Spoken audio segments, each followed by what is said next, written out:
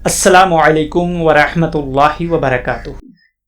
آج میں آپ کو صحیح سنت نبوی کے مطابق وضو کا مکمل طریقہ بتاؤں گا تاکہ آپ ہر عمل کو آرام سے درست اور سنت کے مطابق ادا کر سکیں۔ تعارف اور نیت۔ سب سے پہلے وضو کی نیت کریں، دل میں یہ پکا ارادہ کریں، دل میں یہ پکا عزم کریں کہ میں اللہ کی رضا کے لیے وضو کر رہا ہوں، جیسا کہ ہمارے نبی کریم صلی اللہ علیہ وآلہ وسلم نے فرمایا ہے۔ قدم نمبر 1، اپنے دونوں ہاتھوں کو اچھی طرح 3 مرتبہ دھونا۔ قدم نمبر 2، 3 مرتبہ کلی کرنا۔ اگر تو آپ کا روزہ ہے تو آپ 3 مرتبہ کلی کریں گے، اگر آپ کا روزہ نہیں ہے تو پھر آپ 3 مرتبہ غرارہ کریں گے، پانی جو ہے حلق تک جانا چاہیے۔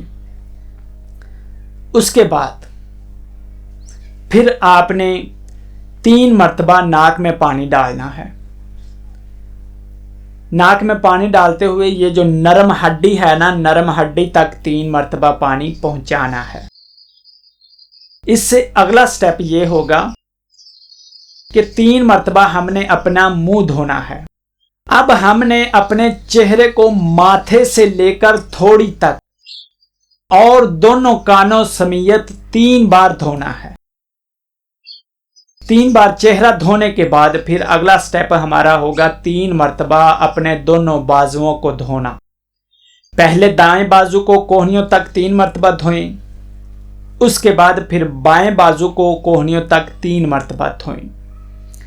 اب اس سے اگلا جو ہمارا سٹیپ ہے نا، اگلا سٹیپ ہمارا یہ ہوگا کہ سر کا مسح کرنا۔ اپنے ہاتھوں کو گیلا کریں اور اپنے سر کے اوپر سے مسح کریں۔ مسح کرنے کے بعد پھر ہم نے اگلا جو سٹیپ ہے ہمارا وہ ہے 3 مرتبہ اپنے دائیں قدم کو دھونا، اپنے دائیں پاؤں کو دھونا۔ پاؤں کو دھوتے ہوئے یہ جو پاؤں کی انگلیاں ہوتی ہیں نا، اگر توجہ نہ کی جائے تو یہ خشک رہ جاتی ہیں، لہٰذا اپنے بائیں ہاتھ کی انگلیوں کو اپنے دائیں قدم کی انگلیوں میں پھیریں تاکہ کوئی جگہ خشک نہ رہے۔ اس کے بعد پھر اپنا بایاں قدم دھوئیں اپنے بائیں ہاتھ کے ساتھ ہی، پاؤں کی انگلیوں میں اپنے ہاتھوں کی انگلیوں کو پھیریں تاکہ کوئی جگہ خشک نہ رہے۔ وضو مکمل کرنے کے بعد پھر ہم نے یہ دعا پڑھنی ہے، دوسرا کلمہ، اشہد اللہ الہ الا اللہ وحدہ لا شریک لہ واشہد ان محمدا عبدہ ورسولہ۔